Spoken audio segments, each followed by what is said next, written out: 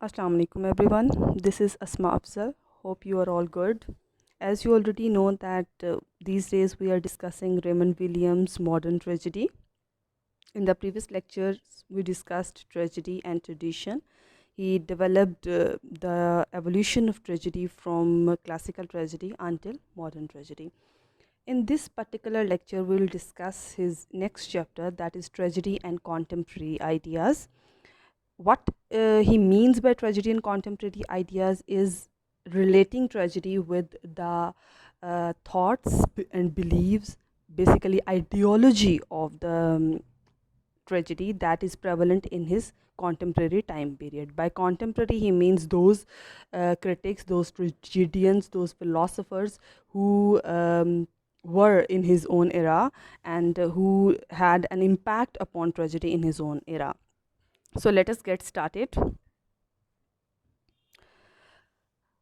In his contemporary time period, it was thought that tragedy is ever evolving, as Raymond Williams himself also says, and you had noticed it as well. That in the previous lectures, in the last topic of modern tragedy, he told us that how tragedy is ever evolving. It has been evolving since the classical time period, and with every passing age and every passing era, it evolved. It turned into something else. Why it happened? It happened because life is basically changing, life is evolving, people, their cultures, their beliefs, their traditions basically evolve. That is why tragedy also evolves with the passage of time. So since tragedy is evolving, so of course the tragic experience is different for every age. Since all the ages are different, their culture, their norms, their traditions, their beliefs are different, so of course for them the meanings of tragedy and meanings of tragic experience are also different. So we cannot give a single permanent theory of tragedy, we cannot give a single permanent meanings to tragedy. We need to understand it very clearly. Even if we are talking about modern tragedy, even modern tragedy is not permanent, it is not stagnant, it is not something that will be in this particular shape forever. It is still evolving, and with the passage of time it will turn into something else. So Raymond Williams basically rejects the universalistic character of tragedy. He does not agree with it that tragedy is universal in its appeal, in the sense that it is considered that tragedy, universal sort of tragedy, is universal. And by universal, what we mean is what traditionally is meant is something that is meant for everyone, for people of every age, for people of every community, which is something that is relevant for all the places, for all the times, and for all the sorts of cultures and traditions. So Raymond Williams basically does not agree with it. He says that tragedy is not universalistic in its approach. It is something that is ever evolving, it is something that is continuously changing. He says tragedy is not a single or permanent fact, but a series of conventions and institutions. The varieties of tragic experience are to be interpreted by reference to the changing conventions and institutions. With the change in conventions, with the change in beliefs, cultures, norms, and traditions, of course, the meanings of tragic experience and hence the meanings of tragedy also change. So we see that in modern tragedy, when we talk about modern tragedy, we see that modern tragedy and modern tragic experience, the suffering in modern tragedy is very complex. It cannot be interpreted and understood in the light of traditional concepts, since traditional concepts are no more relevant. Why? Because life has changed. Now people have changed, their approach towards life have changed, their understanding have changed, their beliefs, norms, and traditions have changed. So of course traditional concepts cannot be uh, relevant now. So traditional concepts cannot be applied to modern tragedy. Modern tragedy is quite different from the traditional or classical tragedy, from the traditional concepts of tragedy, and it is very complex in its nature. And then he says that in the this particular topic, the essay Tragedy and Contemporary Ideas is further divided into particular parts, and the first one is order and accident. He says that it is seen that the predominant views on tragedy say that death of some people is tragedy, death of certain sort of people having a certain stature, certain rank, or certain attitude towards life is considered to be tragedy, and death of certain other people is not considered to be tragedy. This is a predominant thought. But Raymond Williams basically does not agree with it. He believes that this is not the case, that death of certain people can be tragedy and death of certain other people is not tragedy. He has seen in his surroundings, in his contemporary time periods, that everyday tragedies are not considered important.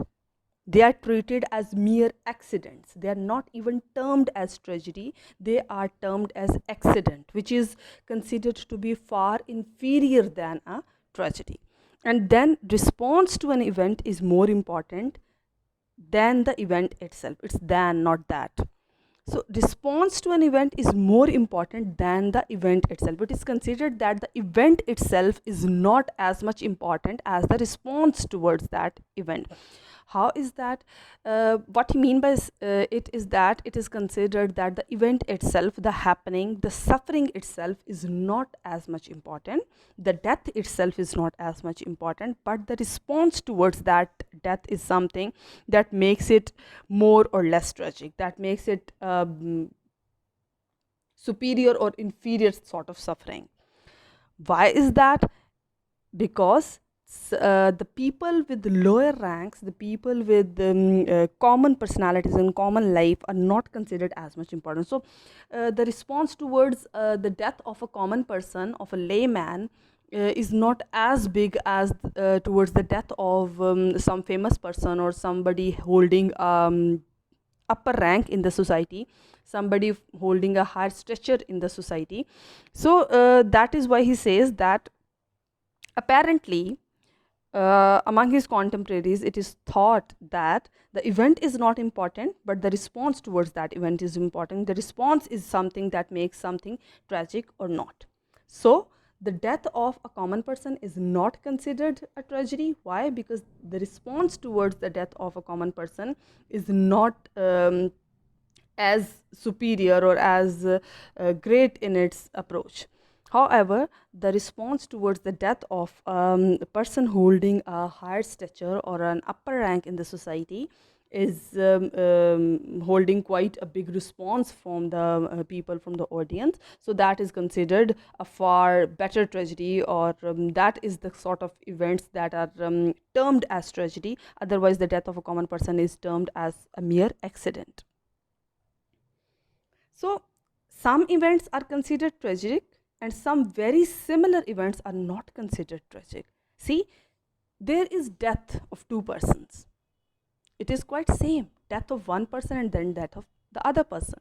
But the death of one person is considered quite tragic. It is termed as tragedy, but the death of the other person is not termed as tragedy. Why is it so? Because death of one person brings a huge response from the people, and the death of other person does not bring a huge response from the people. That is why it is not tragic. So some event, any event that brings a huge response, a huge tragic response from the people is considered to be tragic. But a very similar incident, an incident, a death or an event that is quite similar in its nature and approach, but it does not bring that much response from the people, is not considered tragic. Raymond Williams does not agree with it. He says that it is normally considered that the death of a slave might be considered an accident, whereas that of a prince truly tragic, as it might affect the whole country. The death of a slave is not tragic. Why? Because he is a common man, he is a layman, he is not as much important for the people as the prince is. So the death of prince is considered to be way more tragic. It is termed as tragedy, but the death of a slave is termed as a mere accident, as a mere happening and event. It is not considered as much important. Raymond Williams is against this point of view. He says that there is no significant meaning in everyday tragedies is something that is very problematic. He does not agree with it. He says that everyday tragedies are as much important as the termed tragedies, as those events and happenings that are considered tragedies. Raymond Williams rejects the argument that event itself is not tragic but becomes so through a shaped response. He does not agree with it. He says that an event in itself is as much important as anything else. So, an event in itself can be tragedy. We do not need to wait for the response. We do not need to give importance to the response towards an event to term it as a tragedy or not. So he says that events not seen as tragic are deep in the pattern of our culture. What are the sorts of events that are not considered tragic? Those incidents, those events include war, famine, work, traffic, politics. The issues related with such sorts of things are not considered tragic. They are considered very common events, very common happenings, accidents, most of the times, but he does not agree with it. He says that the sufferings brought about by a mere political issue, or the sufferings brought about by the workplace, or the suffering and the problems brought about by the traffic or war or famine for that cause, is everything tragic. He considers all these events tragic.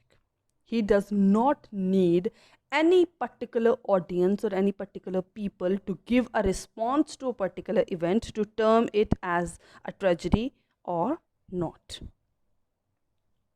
So he says that the emerging bourgeois class rejected rank in tragedy. The bourgeois class, the middle class, does not agree with this fact that tragedy is something that must be termed only with the sufferings and the happenings of the upper class or the people holding a upper stature in the society. They does not agree with this concept of rank in society, and they have rejected it. So they do not want to incorporate this concept of rank in tragedy itself. So they say that individual is not a state. In the previous tragedy, in the classical tragedy or in the traditional tragedy, it was considered that the tragedy, the suffering of a king or a person belonging to nobility or a person having a high stature in the society is tragic. Why? Because he is representative of the entire state. He says that the emerging bourgeois class does not agree with this fact. They want to treat an individual as an individual. They do not want an individual to be taken as a representative of state. They want the individual to be termed as an entity, as an individual in himself. And he is as much important as any other individual, as any other person. It does not matter whether which one of them holds an upper rank or which one of them holds a lower rank. So rank is not important in this case. So it is not possible to distinguish between an event and response to an event. It is not important at all.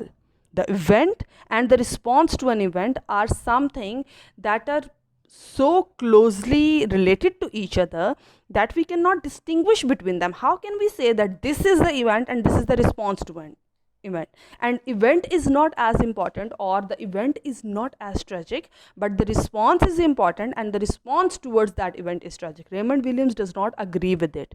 He says that we cannot distinguish between an event and a response to an event. They are one and the same. They must be treated something very coherently connected to each other.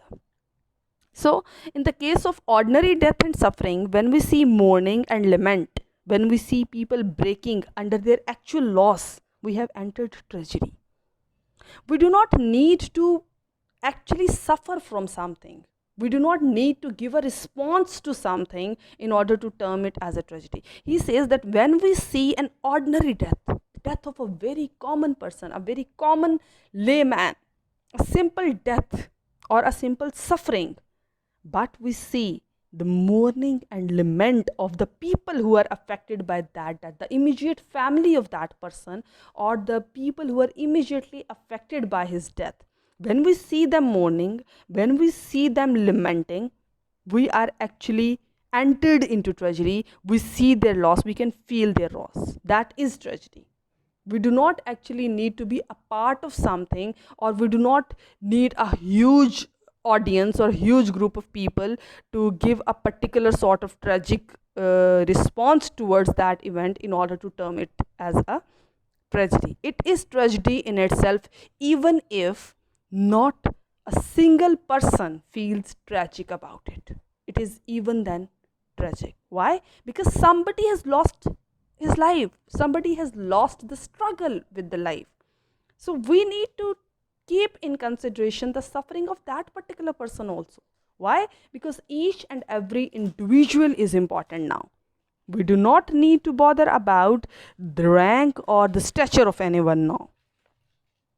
So Raymond Williams says that we may not have response, but it does not mean that the event is absent.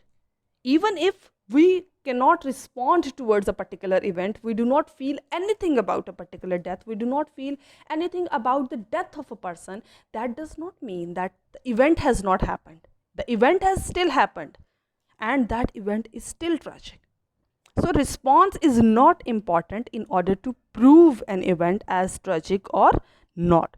Suffering is suffering whether we are moved by it or not, whether we feel that suffering or not, whether we agree with it that this is a suffering or not, it is still a suffering.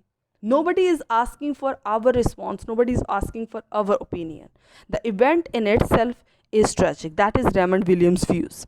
So he says that when he says order, when he uses this word order in this essay, by order he does not mean rank. What he means is, he says that in tragedy, the creation of order is related to the fact of disorder through which the action moves. Basically, by order, he means discipline. And he means the fluency or the continuity of things, of normal things. And when that order, then that discipline, when that continuity of things is disturbed, that brings about tragedy. And in different cultures, disorder and order both vary. For there are parts of varying general interpretations of life. Since life is different for different people, since the meanings of life are different for different people, for different cultures, for different eras, so of course the meanings of order and disorder are also different. Something that is considered to be a part of dominant order, that is considered quite normal in one particular era or in one particular culture, might not be considered as normal or as orderly in a different age, in a different era, or in a different culture. The next topic is destruction of the hero. It is commonly considered that tragedy is that which ends with the destruction or death of its hero. It is normally considered that when there is the death of the hero, it is tragedy. But this is not the case. There are a number of tragedies which do not end with the death of the hero or with the destruction of the hero, but they continue, they follow with it, they show a continuity of life, but they are still considered to be tragedy. So the death of the hero or the destruction of the hero has got nothing to do with the ultimate meanings of tragedy. They can be a part of it, but they cannot be a part of it.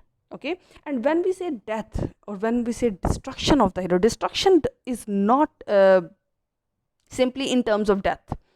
It can be in terms of psychological downfall, it can be in terms of emotional abuse, it can be in terms of political or social downfall, it can be anything. Destruction can be social, political, emotional, psychological. Destruction does not necessarily needs to be death. We need to keep this thing in mind. We need to keep these meanings separate. Okay, we need to be very clear about it. So he says that in the contemporary time periods, it is considered that the destruction of the hero is not the ending of the tragedy. Most of the times, the tragedies follow.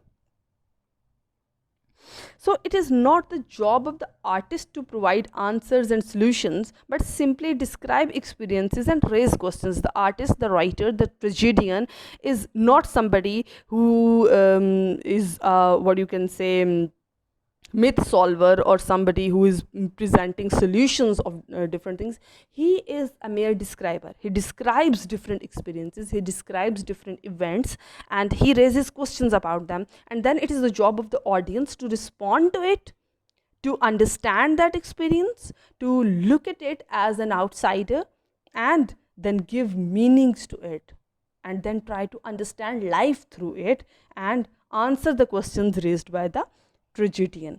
So, modern tragedy is not what happens to the hero, but what happens through him. What happens to the hero means what has happened to him, whether he is happy or not, whether he's alive or not, whether he suffered or not. These are sort of things are not important in modern tragedy.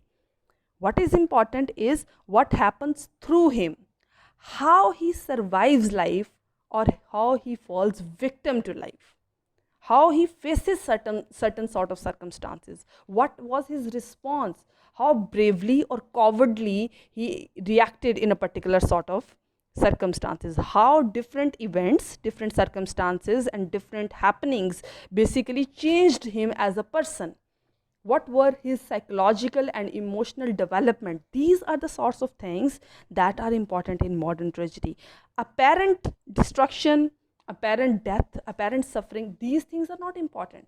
Why? Because we need to keep in mind that death is something that is ultimately going to happen. Everybody is going to die. So what is important? What is so captivating about death? Nothing. Why is death so important? No, death is not important.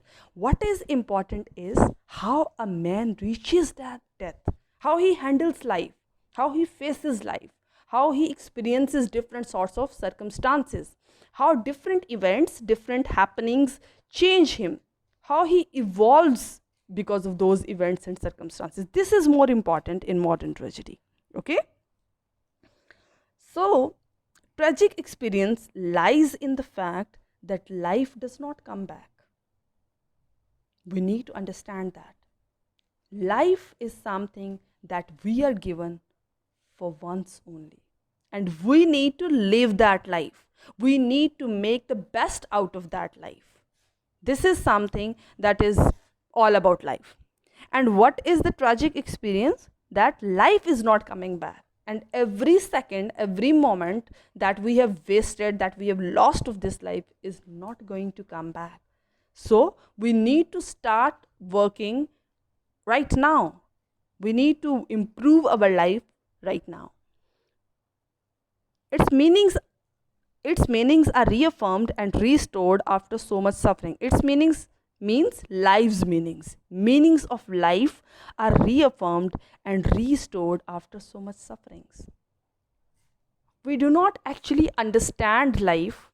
We do not understand the meanings of life. We do not understand the purpose and direction of our life until or unless we go through certain sufferings, until or unless we face certain sufferings and we bear certain losses. It is something that is based upon what you can say hit and trial method. We do one thing and then we experience that whether this was right for us or wrong for us. If it was right, well and good. If it was wrong, you are bound to suffer because of it. And that suffering basically brings about your purgation. It brings about your development. It evolves you. It turns you into a better person. So this is very important. These sufferings are very important. We cannot evolve into a better person without these sufferings. So we should understand this fact and we should not feel bad about these sufferings. And then the ultimate death gives real meanings and importance to life. We understand life by understanding death. If we do not understand death, we can never understand life. If there is no death, then there will be no importance of life. Just imagine that if we are told that we are not going to die ever, we are going to live forever, then what will be the significance of that life? that life will lose its significance, it will lose its meanings. So, in order to understand the meanings of life, we need to understand the meanings of death. Death needs to be there. So, death is a part and parcel of life. We shouldn't be afraid of it. We shouldn't be having any negative thoughts about it. We should be quite ready for death. It's okay.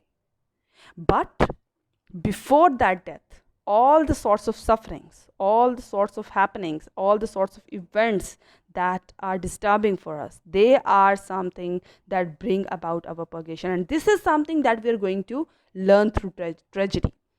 By reading a tragedy or by watching the demonstration of tragedy, what we learn is, we learn from the sufferings of the tragic hero. We learn from the fact that how that tragic hero evolves, how he emerges out of that suffering, how he develops or how he turns into somebody else after that suffering. What are the sorts of changes that are brought about in him? And ultimately, if he's going to die, that is normal. Even if he's not going to die, that is normal. That does not have any impact upon that particular incident or event to be as a tragedy or not. It is going to be an equally good tragedy if the hero dies or the hero lives. The next topic is the irreparable action. Death in tragedy enables the witness to see the real meanings of life. This is exactly what we have just discussed, that through death we understand the meanings of life. So humans relate their faiths and beliefs with death. We have associated our faiths and beliefs with death, just like us being Muslims, and even in Christianity there is this thought, this belief that there is a life hereafter. So we design our lives according to our life hereafter, right? The concept of good and bad, the concept of doing good deeds and avoiding bad deeds. Why? Because if we do good deeds, we will be rewarded in the life hereafter, and if we commit bad deeds or commit sins, then we will be punished in the life hereafter. This is something that basically designs our life. So we see that we have associated our faiths and beliefs with death.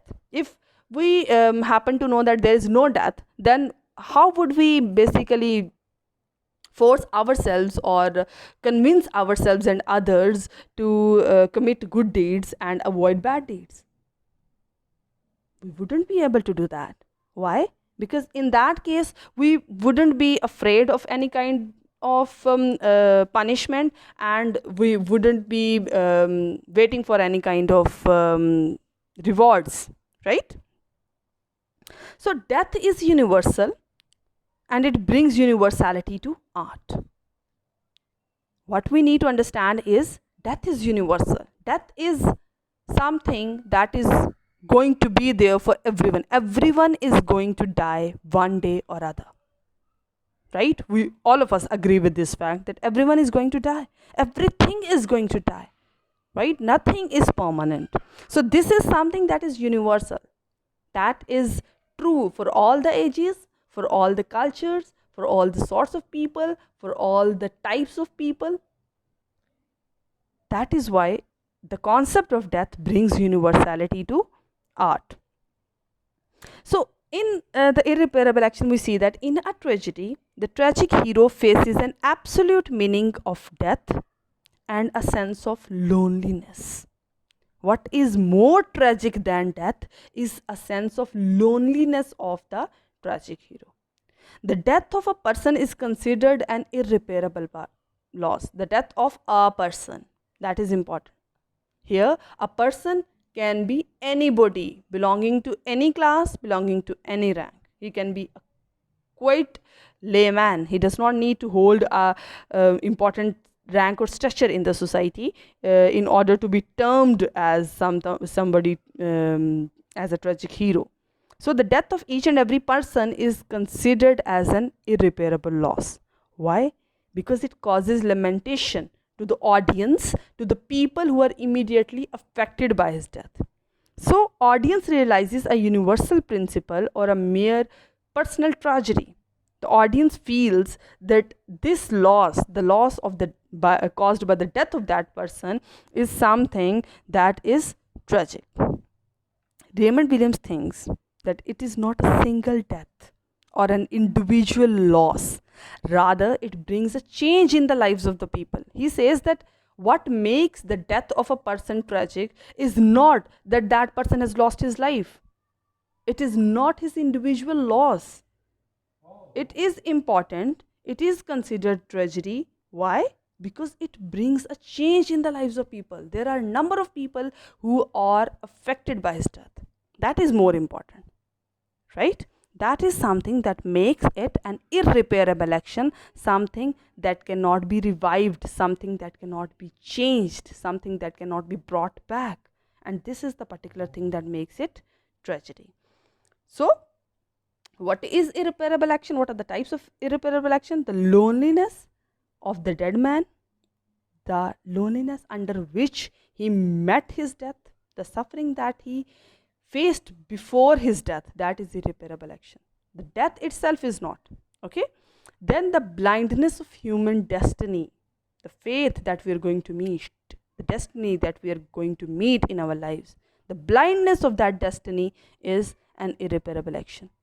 And then the loss of the connection as a result of that death, the loss of the connection between the dead man and the living ones, the immediate family or friends or even the audience. The connection, the loss of the connection between them is an irreparable action. So confining tragedy to the hero only is to narrow down the scope of tragedy. We should not confine our tragedy to the hero only. We need to incorporate others into it also. We need to incorporate the entire social setup into it. We need to incorporate the audience into it.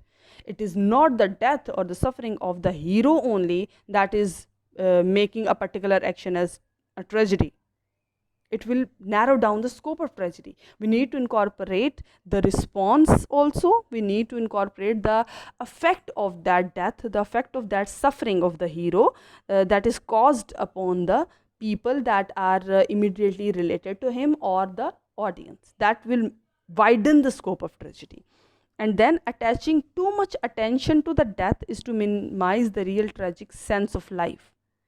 If we term only death as tragic, if we think that only death is tragic, then all the sufferings, then all the problems, then all the turmoils that we face in life are minimized. They are neglected. We need to understand it that only death is not tragic. Even life can be tragic. Those events, those happenings, those incidents in our lives that disturb our life, that bring suffering and turmoil to our life, even they are tragic. So we shouldn't narrow down the scope of tragedy by limiting it to the hero only or by attaching it to the death only. We need to incorporate the other factors also. Raymond Williams says that man dies alone is an interpretation, not a fact. When he dies, he affects others. We say that if we say that man dies alone, a person has died and that is just his death and that's it. That is his suffering and that is his tragedy and that's it. No, that is not the case. Raymond Williams does not agree with it. He says that when he dies, he affects others. He affects others' lives. People who are left behind, they are also suffering. They are also affected by his death. So we need to incorporate them also in the tragedy. And when he dies, he alters the lives of other characters. Even those characters that are left behind in the tragedy, their lives is also affected. And even the audience is affected by his death. Okay? So, man does not die alone. There are a lot of other things that also die. The loss of the connection dies, right? The tragic action is about death, but it need not end in death. This is the crux. The tragic action can be associated with death, but it should not be only associated with death. There are certain other things also that need to be associated. we need to keep in mind the other characters also. If we incorporate our entire tragedy, if we revolve our entire tragedy around the death and loss of the hero only, then what about the other characters who are suffering, who are destroyed, who are facing turmoils in their life? We need to incorporate those characters also. We need to give attention to their sufferings also.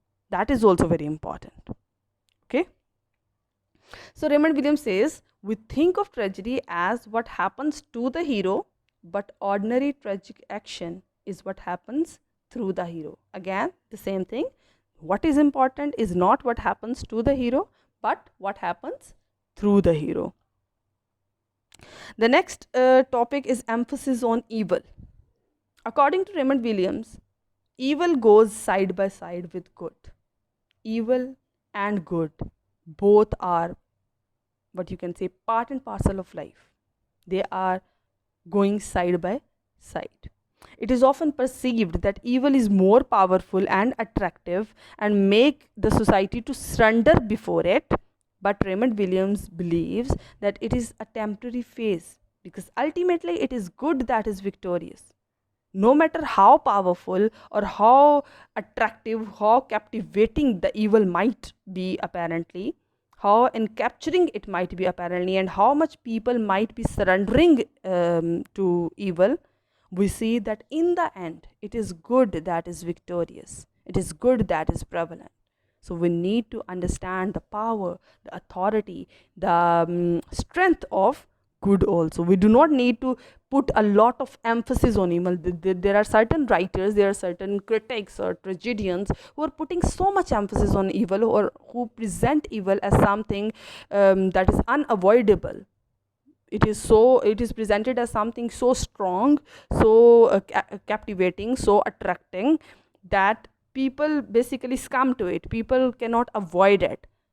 What Raymond Williams is basically saying is that we need to stop putting so much emphasis on evil, because good is as much important, even more important than evil, because we see that at the end it is good that is victorious.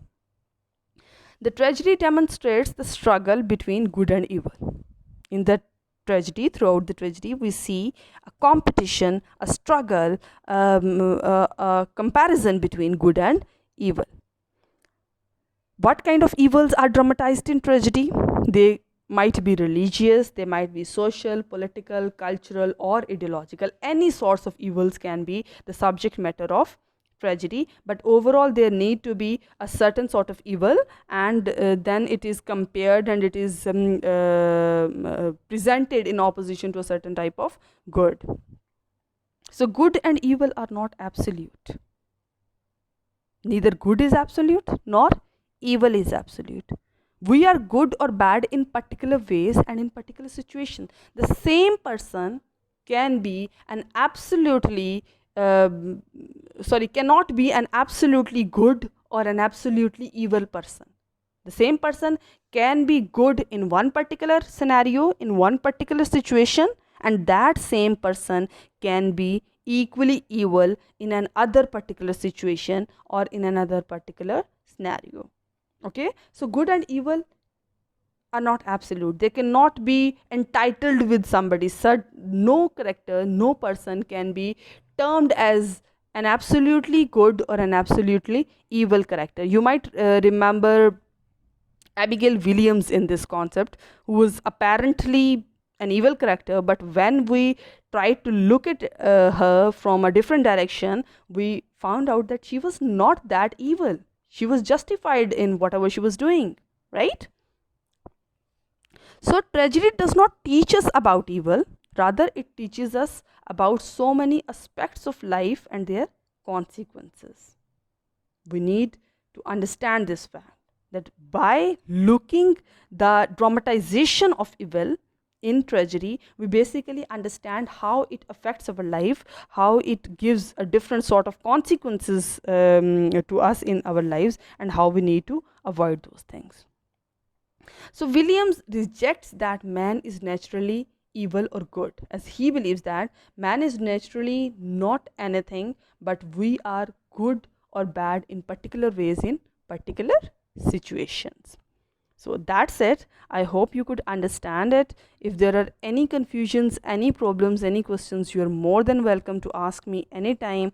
I will be there for you. We'll meet in the next lecture, that is the last lecture of modern tragedy. It will be on rejection of tragedy. I hope until then you will be able to cover this topic. So Allah Hafiz, until then we'll meet in the next lecture. Allah Hafiz.